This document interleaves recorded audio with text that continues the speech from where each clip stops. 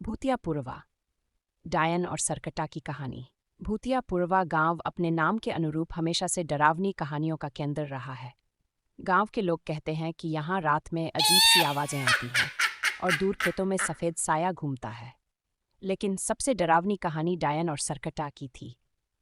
गांव के बुजुर्गों के अनुसार बरसों पहले गांव में एक औरत रहती थी जिसका नाम पार्वती था। पार्वती को लोग डायन कहते थे क्योंकि उसकी आंखें हमेशा लाल रहती थीं और जहां भी वह जाती वहां मुसीबतें आ जातीं। बारिश के मौसम में जब गांव में बाढ़ आई तो लोगों ने उसका दोष पार्वती पर मढ़ दिया।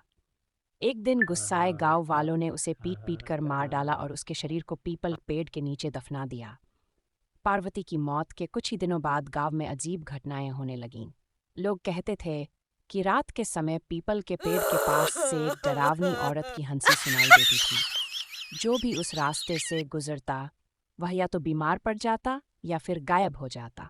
धीरे धीरे लोगों को यकीन हो गया कि पार्वती एक डायन बनकर वापस आ गई है। इसी बीच सरकटा नाम का डरावना पात्र भी गांव की कहानियों में जुड़ गया। लोग कहते थे कि सरकटा एक राक्षस था जिसकी गर्दन उसके शरीर से अलग रहती थी।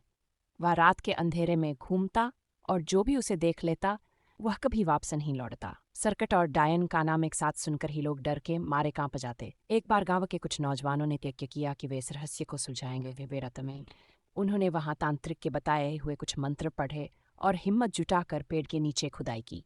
खुदाई करते ही उन्हें पार्वती की अधजली हड्डियां मिलीं।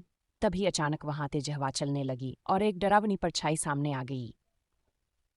वह पार्वती की आत्मा जो अपनी मौत का बदला चाहती थी। तभी आसमान में कुछ अजीब सा दिखा। वह सरकटा था। उसका सिर हवा में तैर रहा था और शरीर जमीन पर दौड़ रहा था। नौजवानों ने भागने की कोशिश की लेकिन वे डर के मारे हिल भी नहीं पाए। तभी गांव के एक बुजुर्ग ने जो वहां पास में पूजा कर रहे थे हिम्मत दिखाई।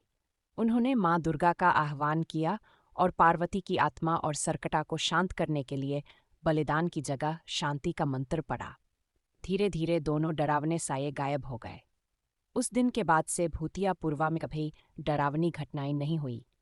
गांव वालों ने वहां एक मंदिर बनवाया और वादा किया कि बिना वजह किसी को दोषी नहीं ठहराएंगे। इस घटना के बाद से गांव में शांति लौट आई। लेकिन डायन और सरकटा की कहानी आज भी सुनाई जाती है ताकि लोग जान सकें कि किसी को बेवजह सताने का अंजाम कितना भयानक हो सकता है।